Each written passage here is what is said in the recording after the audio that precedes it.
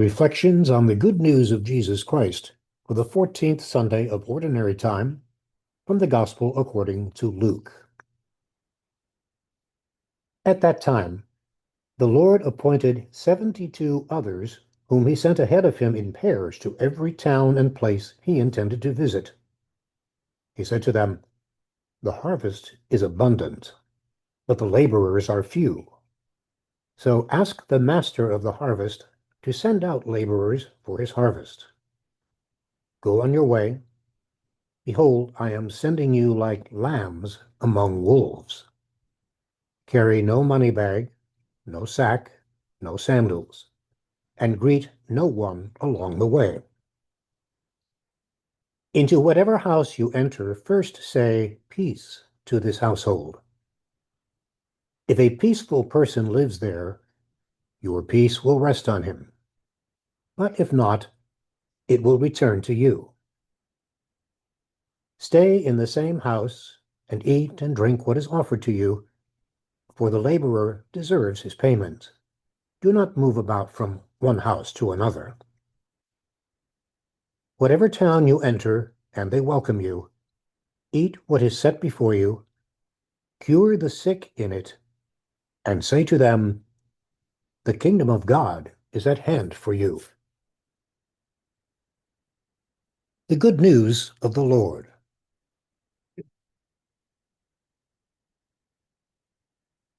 Imagine what may have been going through the mind of Jesus as he sent this first group of disciples on their inaugural missionary venture. I wonder if they are ready for this. Is now too soon? They haven't been with me all that long. Have they gotten the message themselves? Have they begun to understand what my mission is all about? What I am all about? Peter has an answer for every question, but most of the time his answers are wrong. Sometimes James and John seem more interested in promoting themselves than preaching the message. Thomas isn't the only one who has doubts. I still have to keep an eye on Matthew, the fastidious Jew, and Simon, the hot-blooded zealot, lest their enmity come to blows. Love one another? They're all trying, but they're not there yet. Some of the rest of the group don't say much of anything, so I'm not sure whether they've gotten the message themselves. And even with 72, that's only a handful, not nearly enough to do the job. So, are they ready for this?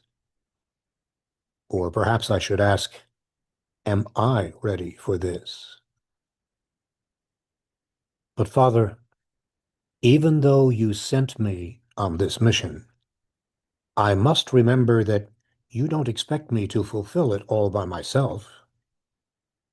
And that's never been your way. Ever since the days of Abraham and Sarah, Moses and Miriam, David and all the prophets, you have called upon all kinds of men and women to be your hands, your instruments, to make your word real and alive. And you are still doing that through these disciples you have given me. None of them is perfect, and none of them really knows what they have said yes to. But Father, I trust you. They are in your hands. Yes, Jesus may have been thinking thoughts like those. They might give us an insight into his humanity. What kind of thoughts may have been going through the disciples' minds as they heard this challenging set of instructions? And since we too are numbered among his disciples, what might me be thinking? Travel light, he said. No money bag, no sack, no sandals, travel light. Rely on the hospitality of strangers. Is he kidding? What way is that to travel? Our lives revolve around the contents of our travel bags, our briefcases, attachés, book bags, purses, tote bags, luggage, their bags. Why, we couldn't survive without the papers, books, notes, memoranda, calculators, guidebooks, cameras, medicines, cosmetics, and whatever else we have stuffed inside. And leave behind my cell phone?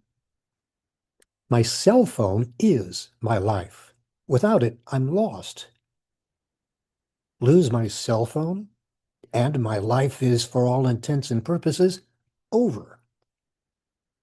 Leave behind my travel bag? Jesus, you might as well ask me to leave behind my life.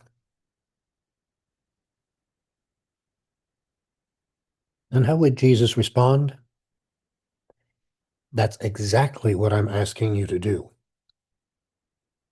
Leave behind the things that keep your life so cluttered that there is no room left for the things that offer the fullness of life, the things of God.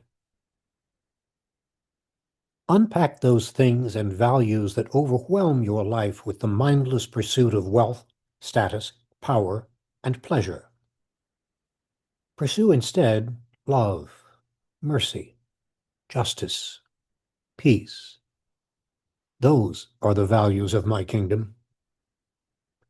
Throw away that calendar that rules your time and take possession of your life as a gift from God, meant to be lived for the things of God. That's how Jesus might respond. Yes, of course, this is much easier said than done, if we are willing to try it at all.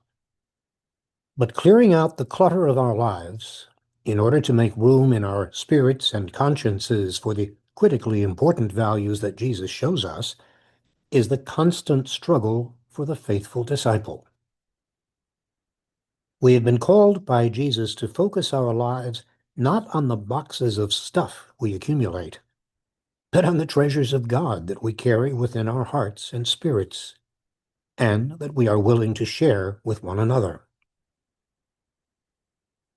Like the 72 in today's gospel, Jesus appoints us and every disciple of every time and place, each of us with our own strengths and limitations, virtues and vices, to go before him and bring his peace into the lives of others, to be messengers of his compassion, reconciliation, and hope to those in need. It's a commission that comes with our baptism. It is the work of faith, the labor of discipleship, which we can only undertake when we are free of extraneous stuff, to see the good in others and enable them to see that good in themselves, to call forth the image of God that exists in every person, to bring about healing and wholeness in the lives of the forgotten, the lost, and the estranged through our smallest acts of compassion and forgiveness. In embracing Jesus' call to discipleship, we extend the peace of Christ to all. And by extending the blessing of peace to others, we find that we are blessed in return. Thanks for listening. Please feel free to share this reflection with others. And if you like, you are free to subscribe to our weekly gospel reflection by going to our website, www.justanother.disciple.com. Once again, www.justanother.disciple.com.